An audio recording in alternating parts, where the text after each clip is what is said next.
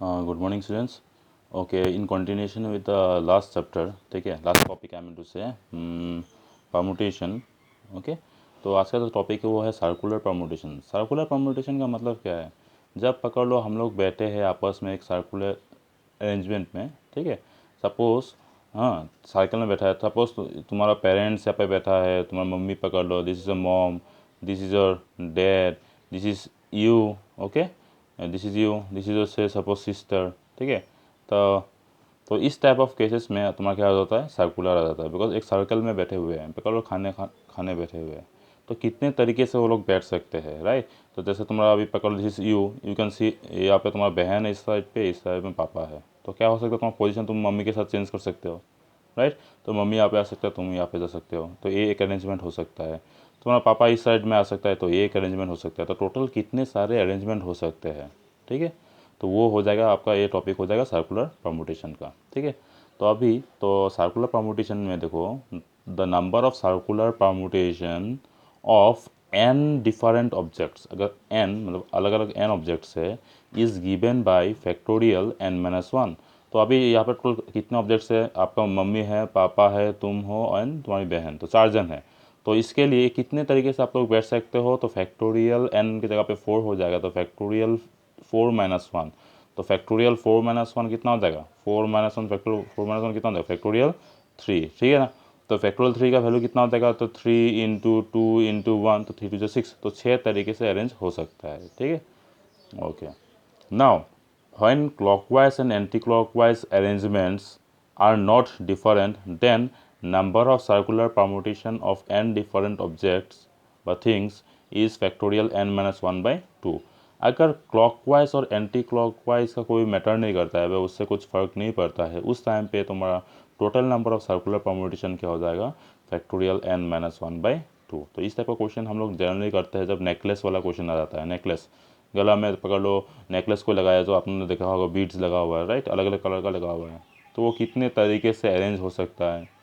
तो उस टाइम पे देखो क्लॉकवाइज या एंटी क्लॉकवाइज मैटर नहीं करता। यहाँ पे जैसे आपका मतलब आपका राइट में आपका पापा बैठा हुआ है, आपका लेफ्ट में सिस्टर बैठा हुआ है, तो यहाँ पे लेफ़्ट राइट का बात आ जाता है ना। तो लेफ़्ट राइट का बात आ जाने से, तो डायरेक्शन का बात आ जाने से, उस टाइम पे जैसे ये हो गया क्लॉकवाइज डायरेक्शन, और इस तरफ घूमने से हो गया एंटी क्लॉकवाइज डायरेक्शन। अगर आप इस तरह के इस साइड से घूमते हो, तो पहले आपका लेफ्ट में सिस्टर है, फिर आपका मम्मी है, फिर पापा आ रहा है। लेकिन इस साइड से घूमने से पहले आपका पापा आ रहा है, फिर मम्मी आ रहा है, फिर बहन आ रहा है। तो दो डायरेक्शन में घूमने से दो अलग अरेंजमेंट्स आ रहे हैं।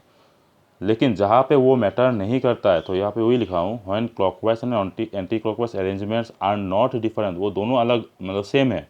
जब इस तरफ से जाने से भी जो मिलेगा, उस तरफ से जाने से भी वो मिलेगा, राइट। जैसे पकड़ लो नेकलेस का बात है, then the number of circular permutation of n different objects is factorial n-1/2। तो उसका हाफ हो जाएगा, because clockwise and anti clockwise direction कोई मैटर नहीं करता है, तो उस टाइम पे क्या हो जाएगा, factorial n-1/2। Okay, important note क्या है, important note number 1, it should be noted the formula NPR is applicable only to those problems where repetition of objects are not allowed। तो हम लोग वही जगह पे NPR लगा सकते हैं जहाँ पे क्या है, जहाँ पे क्या होगा, repetition of objects are not allowed, जहाँ पे हम लोग रिपीट नहीं कर सकते हैं, ठीक है। So when repetition of objects are allowed, the problem is to be solved by FPC, means I hope you know what is FPC, fundamental principle of counting, ठीक है। जहाँ पे रिपीटेशन आ जाएगा, रिपीटेशन के केसेस में आप लोगों को क्या यूज़ करना है, FPC का हेल्प लेना है। उस टाइम पे अगर आप परम्यूटेशन का हेल्प लेते हो तो नहीं होगा। एंड जहाँ पे अलग अलग अरेंजमेंट्स है, उस टाइम पे परम्यूटेशन का हेल्प ले सकते हो। रिपीटेशन के टाइम पे आप लोग को क्या यूज़ करना है, FPC का हेल्प लेना है, ठीक है। Okay, now we come to the exercise. तो एक्सरसाइज सॉल्विंग में हम लोग आते हैं। तो पहला क्वेश्चन है एक्सरसाइज 2.2a। तो पहला क्वेश्चन क्या है, find r if 7PR equals to 210। तो ये आपको क्वेश्चन में दिया हुआ है, 7PR इज इक्वल्स टू 210। तो आपको क्या करना है, आर का वैल्यू निकालना है आपको, ठीक है। सो हाउ टू प्रोसीड, देखो 210 को हम लोगों ने तो यहाँ पर तोड़ दिया। 210 को तोड़ने से 7 से डिवाइड करने से 30 आ रहा है, फिर 6 से करने से 5 आ रहा है। तो हम लोगों ने उसका फैक्टराइजेशन कर दिया। तो क्या होगा, 7 × 6 × 5, राइट। तो हम लोग क्या लिख सकते हैं, 7 × 6 × 5 लिख सकते हैं।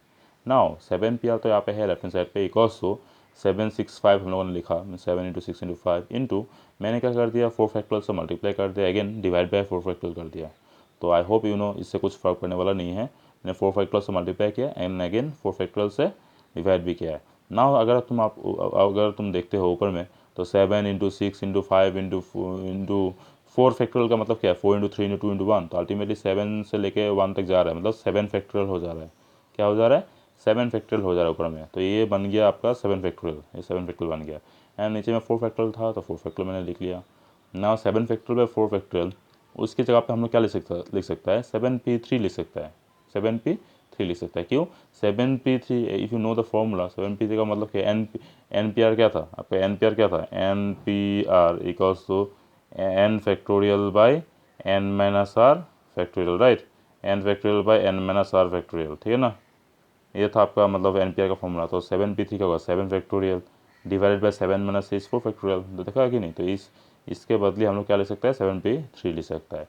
अभी अगर आप कंपेयर करो, बाय कंपेयरिंग, यहाँ पे देखो 7p इसमें 7p3 है, सब में इक्वल साइन बीच में है, right, means this portion is equals to this. Now 7 है, यहाँ पे 7 है, p है, तो r ऑब्वियसली r का वैल्यू कितना होना पड़ेगा, 3 होना पड़ेगा। So by comparing what we can say, by comparing we can say that the value of r is equals to 3, right?